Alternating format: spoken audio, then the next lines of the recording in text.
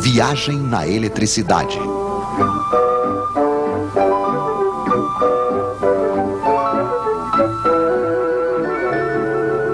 Entre menos e mais. Senhores conceituados em uma certa época descobriram a eletricidade. Eles tinham rodelas de metal e de pano molhadas em um ácido, que eles empilhavam umas sobre as outras. Isto fazia uma pilha de rodelas, uma pilha elétrica. Então eles disseram: a eletricidade deve ser alguma coisa que sai por um fio e entra por outro. Então eles escreveram mais de um lado e menos do outro, e decidiram que a eletricidade ia do mais para o menos. Mas tudo isso ao acaso. Para saber ao certo, seria preciso ver de perto os átomos dos fios. Hoje, graças a nossas câmeras especiais, estamos habilitados para apresentar-lhes aqui alguns átomos que nos deram a honra de vir em nossos estúdios para nos explicar. Um átomo é, antes de tudo, um núcleo com cargas elétricas mais. Em torno, vem girar cargas elétricas menos. São os elétrons. Quando existe a mesma quantidade de menos que de mais, as cargas elétricas se anulam. O átomo é eletricamente neutro. Mas os elétrons adoram passear. Então, assim que falta um elétron, há uma carga a mais que não é mais anulada. O átomo não é mais neutro. Ele se torna positivo. E quanto mais lhe falta elétrons, mais o átomo é positivo. Ele só terá uma vontade, o átomo, claro, que é a de recuperar elétrons.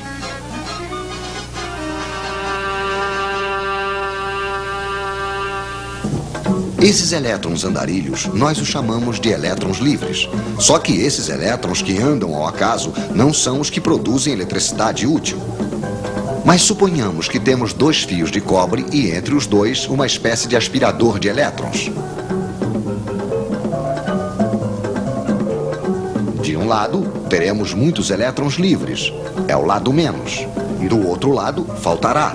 Onde os átomos são positivos, é o lado mais.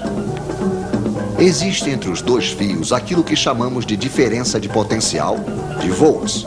Por que volts? Ah, sim, o senhor que tinha inventado a pilha elétrica se chamava Sr. Volta. E quanto mais elétrons faltar de um lado, maior se torna a diferença de potencial, mais volts há. Ao longo dos fios, os átomos certamente só terão uma vontade: recuperar os elétrons que estão no outro fio. Vamos deixar os elétrons passarem. Vamos fazer-lhes uma passagem, mas estreitíssima. O filamento de uma lâmpada, por exemplo. Então os elétrons se precipitam, se pressionam, se empurram. Os átomos do filamento ficam atrapalhados. Esfrega, esquenta, produz luz.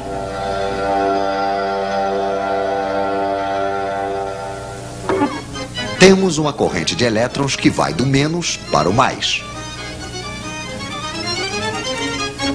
Pois é, os nossos senhores se enganaram de direção. É verdade que eles não sabiam ainda o que eram os elétrons. De um lado, então, uma bomba a elétrons, um gerador.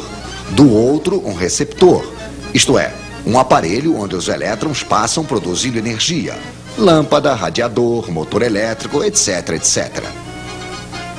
Mas se recuperamos energia de um lado, é preciso fornecer do outro lado, ao gerador. Nas pilhas, é energia química. Um ácido ataca um metal. Quando o ácido está usado, não há mais volts. Podemos também utilizar a energia solar. Podemos também fazer girar um ímã diante de uma bobina.